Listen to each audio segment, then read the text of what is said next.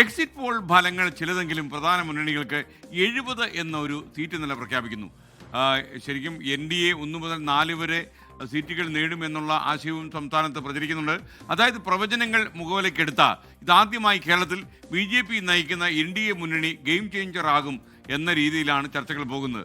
നിർണായക ശക്തിയാകുമെന്ന BJPയുടെ അവകാശവാദവും ചേർത്ത് പിടിച്ചാൽ നമുക്കിതിൽ ചില സംശയങ്ങളൊക്കെ തോന്നും. അങ്ങനെയാണെങ്കിൽ ഒരു തൂക്കുസഭയിൽ BJP പിന്തുണ തേടാൻ മുന്നണികൾ തയ്യാറാകുമോ? അതോ ഏതെങ്കിലും മുന്നണിക്ക് നിരുപാധിക പിന്തുണ നൽകാൻ BJP തയ്യാറെടുക്കുമോ?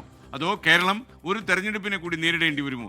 ഈ സാധ്യതകൾ കൂടി നമ്മൾ പരിശോധിക്കുകയാണ്. ഇതൊരു സ്വപ്നത്തിൽ നിന്ന് പൊട്ടിയുണ്ടായ ഒരു സംഭവമല്ല. ലാഷ്മി, അങ്ങനെ ഒരു സാഹചര്യം, ഒരു തൂക്കുസഭ എന്ന് കൃത്യമായി പറഞ്ഞ ആൾക്കാരെ പേടിപ്പിക്കുന്നുണ്ട് NDA.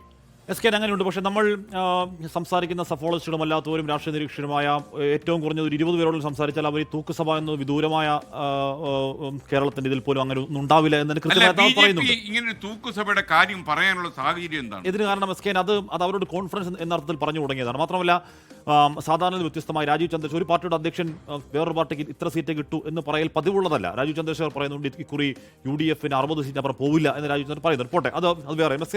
ഈ കേരള രാഷ്ട്രീയത്തിൽ BJPയുടെ കാര്യം ഒരു ക്യൂറിയസ് കേസാണ്. ഞാൻ നേരത്തെ പറഞ്ഞതുപോലെ എപ്പോഴും നമ്മൾ പറയുന്നത് വോട്ട് കുത്തനെ കൂട്ടുന്ന ഒരു പാർട്ടിയാണ് BJP എന്നത് ശരിയാണെന്ന് ചോദിച്ചാൽ 2021 NDA സഖ്യത്തിന് കിട്ടിയ വോട്ട് 12.5. അത് 2016 നിയമസഭാ തെരഞ്ഞെടുപ്പ് നോക്കി ഇടിവാണ്. 15% വോട്ടാണ് അവർ കിട്ടി. കഴിഞ്ഞ ലോക്സഭാ തെരഞ്ഞെടുപ്പിൽ, മുമ്പത്തെ ലോക്സഭാ തെരഞ്ഞെടുപ്പിലും അവർ ഗണ്യമായ വോട്ട് ശതമാനം നടത്തി. ഏറ്റവും ഒടുവിൽ നടന്ന തദ്ദേശ തെരഞ്ഞെടുപ്പിൽ BJP കാര്യമായ നേട്ടം ഉണ്ടാക്കി ചോദിച്ചാൽ ഇല്ല. ഇപ്പോൾ തലസ്ഥാന നഗരി അടക്കം അവർ ഭരണം പിടിച്ച് മാറ്റി നിർത്തിയാൽ പന്തളത്തടക്കം അവർക്ക് തിരിച്ചടിയാണ്. സുരേഷ് ഗോപി, തൃശ്ശൂർ അടക്കം അവർ മാരകമായ നേട്ടം യഥാർത്ഥത്തിൽ ഉണ്ടാക്കിയിട്ടില്ല. അത് കാരണം BJPയുടെ വോട്ടുകൾ എന്ന് പറഞ്ഞാൽ ഈ പറയുന്ന രീതിയിൽ പാറ പോലെ ഉറച്ച വോട്ടുകളല്ല, അത് ദ്രാവക രൂപത്തിൽ സാഹചര്യം അനുസരിച്ച് എങ്ങോട്ടേക്ക് പോകുന്ന വോട്ടുകളാണ് എന്ന് അവരുടെ പൂർവ്വകാല രാഷ്ട്രീയത്തെ മനസ്സിലാക്കാം. ഇവിടെ പ്രസക്തമാവുന്നത് BJP എത്ര സീറ്റുകൾ പിടിക്കുന്നു, അത് തൂക്കുസഭയ്ക്ക് പിന്തുണയാകുമോ എന്നതിനൊക്കെ അപ്പുറം BJP ഏതൊക്കെ മണ്ഡലങ്ങളിൽ ആരുടെയൊക്കെ വോട്ട് കട്ട് ചെയ്ത് അവരുടെ പരാജയത്തിലേക്ക് നയിക്കും എന്നുകൂടി നമ്മൾ നോക്കണം. ഇപ്പോൾ കോഴിക്കോട് സൗത്തിൽ T. റനീഷ് എന്ന് പറയുന്ന ഒരു സ്ഥാനാർത്ഥി മത്സരിക്കുന്നുണ്ട്. അത്യാവശ്യം എനിക്ക് നേരിട്ട് അറിയാവുന്ന ആളാണ്, അത്യാവശ്യം നല്ല സ്ഥാനാർത്ഥിയാണ്, വോട്ട് ആകർഷിക്കാൻ കഴിവുള്ള സ്ഥാനാർത്ഥിയാണ്. അവിടെ കോഴിക്കോട് സൗത്തിൽ ഇടതുപക്ഷം പരാജയപ്പെടുകയാണെങ്കിൽ ആ പരാജയത്തിന്റെ പ്രധാന കാരണങ്ങൾ ഒന്നായി ഉറപ്പായും വ്യാഖ്യാനിക്കപ്പെടാൻ പോകുന്നത് T. റനീഷ് പിടിക്കുന്ന വോട്ടുകളാണ്. രണ്ടാമത്തെ തിരുവല്ലയിൽ അവിടെ UDF ഇക്കുറി വിജയം പ്രതീക്ഷിക്കുന്നുണ്ട്. അവിടെ അനൂപ് ആന്റണി മത്സരിക്കുന്നു. അനൂപ് ആന്റണി പിടിക്കുന്ന വോട്ടുകൾ അവിടെ UDF പ്രതീക്ഷിക്കുന്ന വിജയത്തിന് വിഘാതമാകുമോ എന്ന ആശങ്ക അവിടെ UDF ക്യാമ്പിനുണ്ട്. അങ്ങനെ ഏതൊക്കെ തരത്തിൽ ഓരോരോ രീതിയിൽ പല മണ്ഡലങ്ങളിൽ ഏതൊക്കെ സ്ഥാനാർത്ഥികൾക്ക് BJP പിടിക്കുന്ന വോട്ടുകൾ സ്പോയിലർ ആവുന്നു എന്നത് പ്രധാനപ്പെട്ട ചോദ്യം അവിടെയുണ്ട്. അതിനൊക്കെ ഒറ്റ കാര്യം ഞാൻ അവസാനിപ്പിക്കാം. നമ്മൾ തെരഞ്ഞെടുപ്പ് തുടങ്ങുമ്പോൾ പറയുന്നതാണ് ഈ ഡീൽ ആരോപണം. ആ ഡീൽ ആരോപണത്തിനുണ്ടാവാനുള്ള കാരണം എന്താണ്? BJP അവർക്ക് കോർ വോട്ട് ഇപ്പോഴും നമുക്ക് കോന്നി മണ്ഡലത്തിലെ BJP കോർ വോട്ടുള്ള കോന്നി മണ്ഡലത്തിലെ NDA സ്ഥാനാർത്ഥി അറിയോ? ചേട്ടൻ അറിയോ? ഓർമ്മയില്ല, എനിക്ക് ഓർമ്മയില്ല. അപ്പൊ എന്ന് പറഞ്ഞാൽ അത്തരത്തിൽ എനിക്ക് ഓർമ്മയില്ല.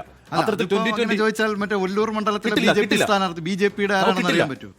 അവര് കഴിഞ്ഞ തവണ രണ്ടാം സ്ഥാനത്ത് മണ്ഡലമാണ് BJP. ഒന്നാം സ്ഥാനത്ത് മണ്ഡലത്തിൽ BJPയുടെ സ്ഥാനാർത്ഥി അല്ല, ഞാൻ പറഞ്ഞതാണ്. ഞാൻ പറഞ്ഞു ഇപ്പൊ 1-2 അഞ്ജലി എന്നുള്ള 1-2 പേര് ഒഴിച്ചു നിർത്തിയാൽ ഇവരുടെ സ്ഥാനാർത്ഥി ആരെന്നൊന്നും നമുക്കറിയില്ല. ആ മണ്ഡലങ്ങളിൽ BJPക്ക് കോർ വോട്ടുകൾ, ക്ഷമിക്കണം, 2024 ലോക്സഭാ തെരഞ്ഞെടുപ്പിൽ.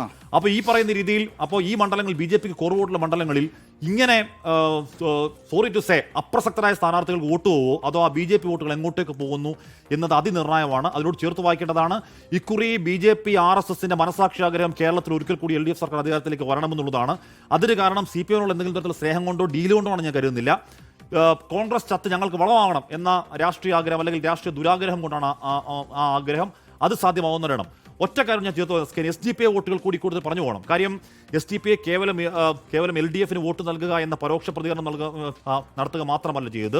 ഇക്കുറി CPM പ്രവർത്തകരെ പോലെ CPM കേഡർ പോലെ SDPI കേഡർ വീട് വീടാൻ തന്നെ കയറി ഇറങ്ങി LDFന് വേണ്ടി CPM-ന് വേണ്ടി വോട്ട് ചോദിച്ച ഒരു സാഹചര്യമുണ്ട്. അത്യാവശ്യം മണ്ഡലങ്ങളിൽ വോട്ടുള്ള സ്ഥാനാർത്ഥികളാണ്, വോട്ടുള്ള ഒരു സംഘടനയാണ്. അവരുടെ ലോബിയിങ്ങിൽ എത്ര വോട്ട് എങ്ങോട്ടേക്ക് പോയി എന്നുള്ളത് നമുക്ക് എക്സിറ്റ് പോളുകളിൽ അത് അറിയണമെന്നില്ല. അപ്പോൾ ഈ പറയുന്ന വോട്ട് ഷിഫ്റ്റുകൾ അതെങ്ങോട്ടേക്ക് പോയി എന്നുള്ളത് എക്സിറ്റ് പോളിൽ അറിയില്ല. ഇനി ഈ പറഞ്ഞ പോലെ ഇഞ്ചോടിഞ്ച് ടൈറ്റ് ഫൈറ്റ് എന്നൊക്കെ പോവുകയാണെങ്കിൽ ഈ വോട്ടുകൾ എങ്ങോട്ട് പോയി എന്നുള്ളത് നിർണായകമാണ്.